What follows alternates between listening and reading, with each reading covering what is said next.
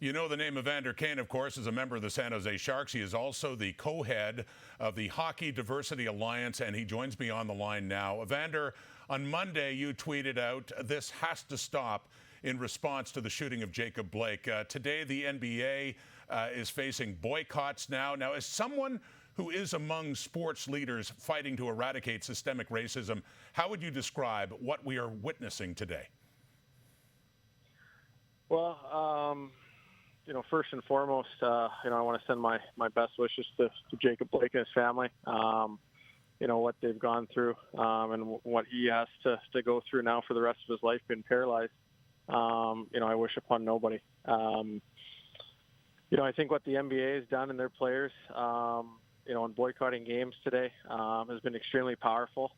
I think it sends an extremely strong message, not only to leaders, in politics, but leaders of their teams and their organizations, and not putting up with this type of inaction anymore. And I think it's been a great display. And obviously, it's unfortunate. I'm a basketball fan.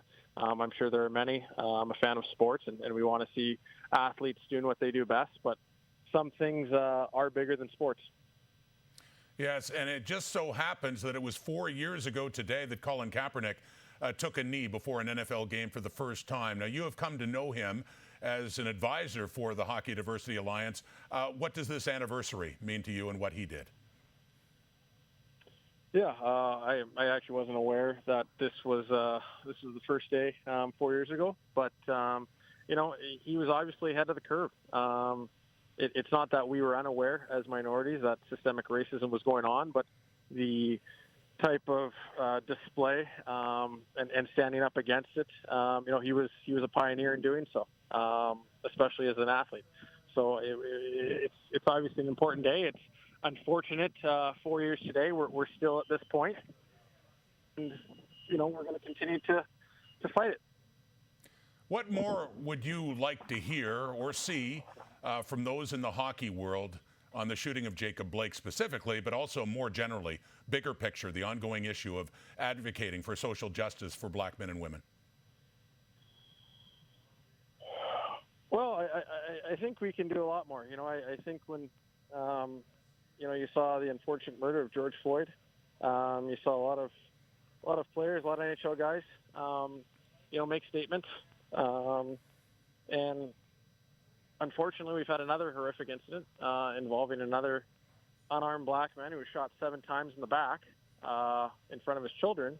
And I haven't really seen the same uproar as a league or as a group of players or as a hockey community that we did with George Floyd. And I have to question why. We've gone over this multiple before, where we've let things continue to slip and continue to slide, and I don't want that same thing to happen again. So we need to do more. We need to be more aware. We need to be more willing to sacrifice some of our privileges for the betterment of society. And I think there's a bunch of different ways we can do that. The NBA obviously made a very impactful decision today, and their players.